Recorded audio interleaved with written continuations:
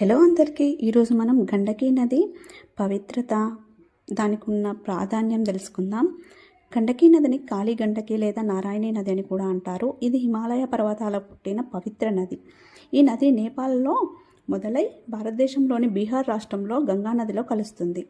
ఈ నది ఒడ్డున సాలగ్రామాలు చాలా ఉంటాయి. అది అక్కడ ప్రత్యేకత. ఇది విష్ణుమూర్తి అంటే విష్ణుమూర్తిగా భావిస్తాం మనం.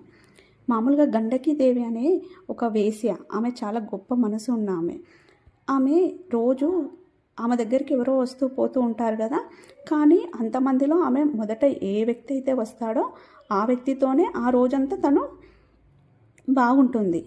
అలా విష్ణుమూర్తి ఒకరోజు ఈమెను పరీక్షించుదామని తను ఒక కుష్టి వ్యాధి ఉన్న వ్యక్తిగా తన దగ్గరికి వస్తాడు.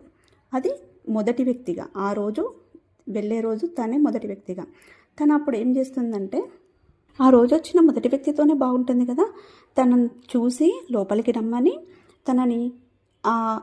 తనకున్న పుండ్లను ఒక క్లాత్తో, ఒక వస్త్రంతో మంచిగా తుడిచి, తన ఒళ్ళు కాలిపోతూ ఉంటుంది. కానీ ఆమె ఏం చీదరించుకోకుండా తనని ఆ రోజు అతనితో ఉండాలి కదా ఆమె నియమం ప్రకారం. అప్పుడు ఆమె ఏం చేస్తుందంటే తనను జాగ్రత్తగా చూసుకుంటుంది. ఆ రోజు తనతోనే మంచిగా ఉంటుంది.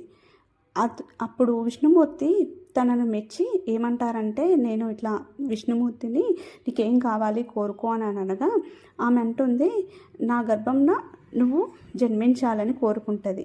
అప్పుడు విష్ణుమూర్తి ఏమంటారంటే, నువ్వు గండకీ నదిగా అక్కడ హిమాలయాల్లో ప్రవహిస్తావు, అప్పుడు నీ గర్భాన నేను సాలగ్రామాలుగా పుడతాను అని చెప్తారు. అక్కడున్న అంటే ఆ సాలగ్రామాలకున్న ప్రతిష్టత అంత గొప్పదన్నమాట. మీకు నచ్చింది అనుకుంటున్నాను. Please like, share, subscribe my channel Shravya's first style.